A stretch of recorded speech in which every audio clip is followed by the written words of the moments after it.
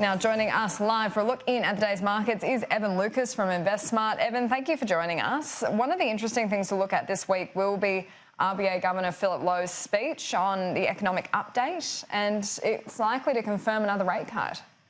Yeah, it is, Annalise, and that's the interesting thing, is that that's the title of what the actual speech is an economic update. And the last time he did one of these, the update was actually a downgrade. So that's the way that and why the market is sort of taking this.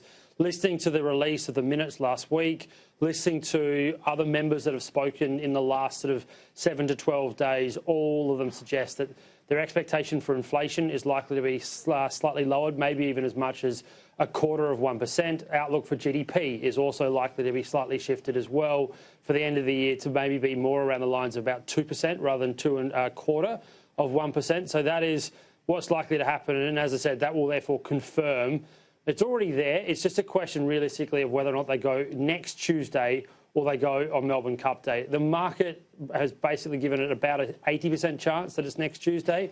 It's fully factored in by what's happening on Melbourne Cup, and that's not new news.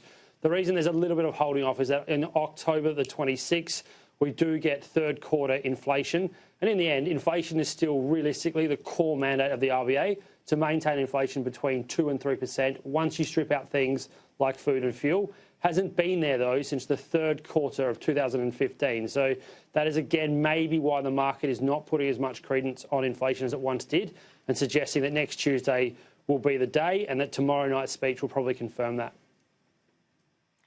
And when it comes to the Prime Minister's visit to the United States, what kind of impact is that having on the markets?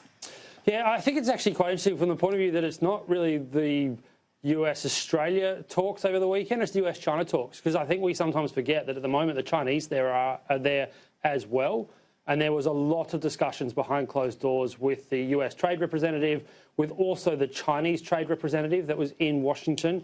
And there is slight signs that things are actually getting back on track, that maybe there'll be some conciliatory tones. You did actually see our own Prime Minister come out and say that, you know, there is two sides to all negotiations, that maybe China does need to come back. That's the strongest I'd heard him make a comment like that. Admittedly, our relationship with China at the moment isn't as good as it has been in the past. So interesting, but the markets that were open on Saturday morning for us here in Australia took it as a positive, and that I think needs to be probably put out there. US futures moved higher. The Chinese yuan also moved slightly higher on Saturday.